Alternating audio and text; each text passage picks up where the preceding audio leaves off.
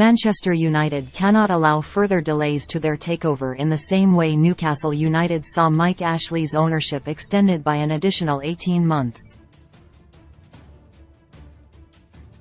While the North East club may now be upwardly mobile after investing over £250 million in their playing squad, backing by Saudi Arabia's sovereign wealth fund was a long time coming.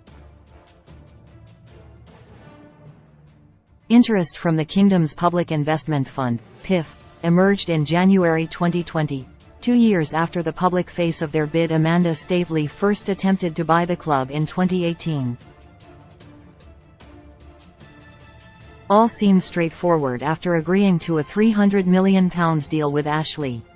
A request to undertake the Premier League's owners and directors test was swiftly filed in April 2020 by the PIF-backed consortium comprised of Staveley's firm PCP Capital Partners and the Rubin brothers.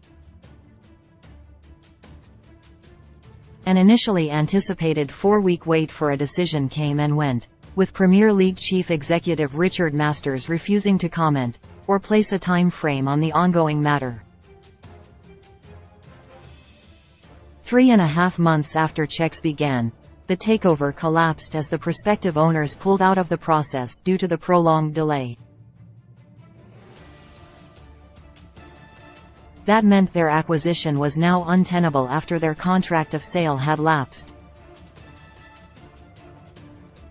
The move eventually completed more than a year later, following a compromise after various interventions from the British, Saudi Arabian and Qatari governments.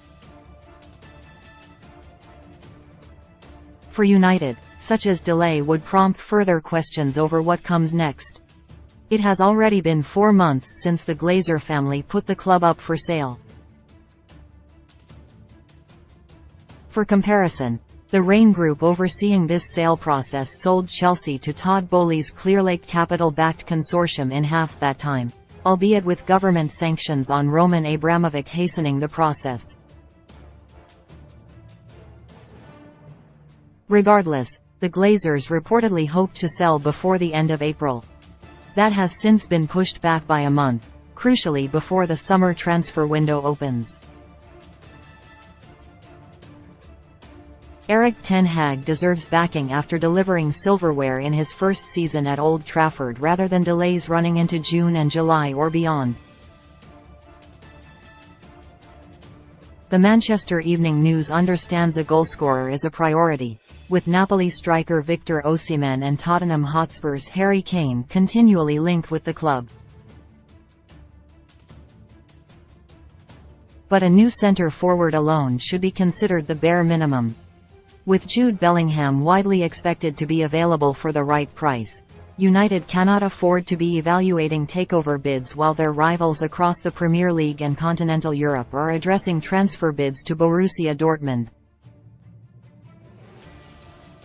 Likewise, Kane and Osimhen, particularly the latter, cannot be expected to wait around for United to have their house in order while other offers are on the table.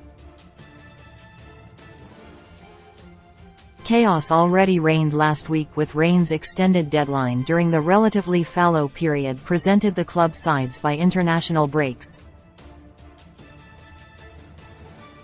Further uncertainty cannot be allowed to breed. After a season delivering silverware and Ten Hag's team in pole position for a return to the Champions League, United cannot waste such an opportunity to attack an appealing transfer market from a position of strength.